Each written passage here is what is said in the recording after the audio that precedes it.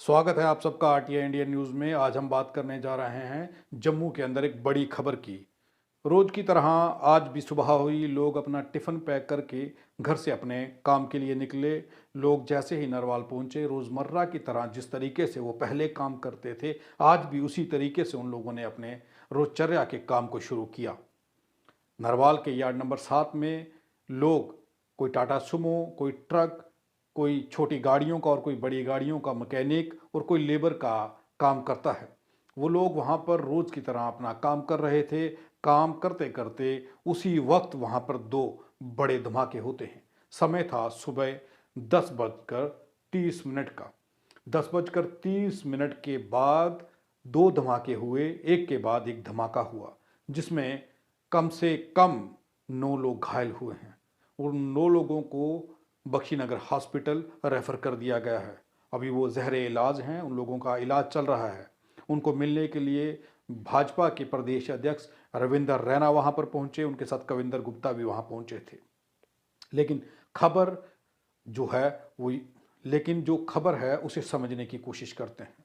अब सवाल ये है कि नरवाल के अंदर दो धमाके कैसे हुए। अब खबर को थोड़ा विस्तार से समझने की कोशिश करते हैं।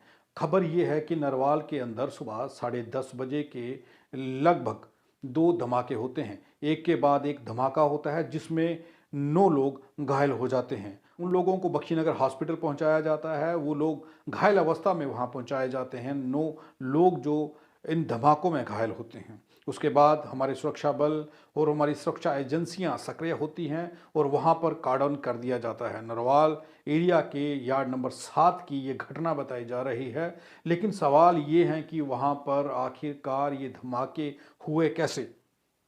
नरवाल के हर एक दुकान के बाहर कैमरे लगे हुए हैं। उन कैमरों में कुछ तो कैद हुआ होगा। उन कैमरों में किसी की तस्वीर तो आई होगी। इसकी जांच करने की जरूरत है। हालांकि हमारी सुरक्षा एजेंसियां जांच करने में जुट चुकी हैं। जिस वक्त ये धमाके वहां पर हुए, उसके बाद सोशल मीडिया पर यह खबर धड़ल्ले से वायरल हुई।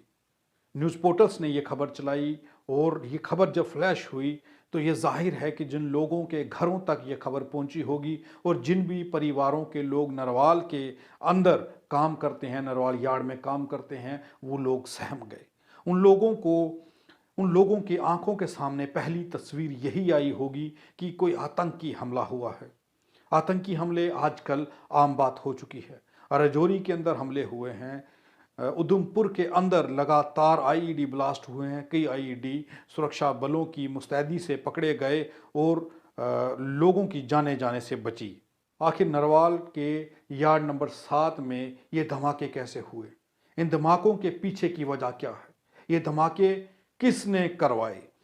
ये आतंकी हमला था या फिर वजह कुछ और थी? सुरक्षा एजेंसियां इसकी जांच कर रही हैं। मौके पर सुरक्षा बल पहुंचे, सुरक्षा एजेंसियां पहुंची, पुलिस बल पहुंचा और इलाके को कार्डन कर दिया गया और लोगों को हॉस्पिटल पहुंचाया गया जो घायल हुए थे। अब सुरक्षा एजेंसियां जांच कर रही हैं कि इसके पीछे की वजह क्या होगी और जांच करना बहुत ज़रूरी है, क्योंकि भारत जोड़ो यात्रा जब राहुल गांधी अपनी भारत जोड़ो यात्रा को जम्मू कश्मीर में लेकर के प्रवेश कर चुके हैं और 23 को राहुल गांधी जो हैं वो जम्मू में भारत जोड़ो यात्रा में भाग लेंगे। उस मौके पर अब जम्मू के अंदर ये धमाके होना, हालांकि अभी इसकी पुष्टि नहीं हुई ये आतंकियों द्वारा आईईडी ब्लास्ट करवाए गए हैं या ये किस वजह से हुआ है, उसकी भी जांच चल रही है। लेकिन सवाल ये है कि राहुल गांधी की भारत जोड़ो यात्रा के चलते जम्मू के अंदर ये दो धमाके सोचने पर मजबूर कर रहे हैं।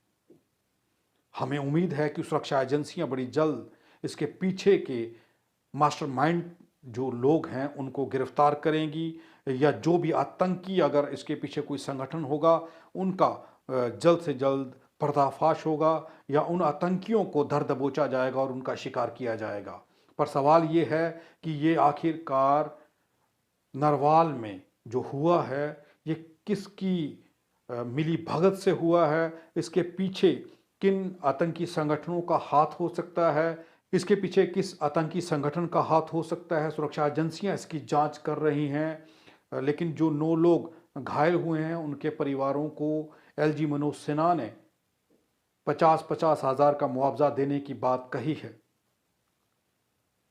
एलजी मनोज सिन्हा ने 50-50 हज़ार रुपया मुआवजा देने की बात कही है। कविंदर गुप्ता और जम्मू प्रदेश अध्यक्ष भाजपा रविंदर रैना घायलों की हाल जानने के लिए बख्शीनगर हॉस्पिटल पहुंचे। उनसे घायलों से वो मिले और उनका हाल जाना।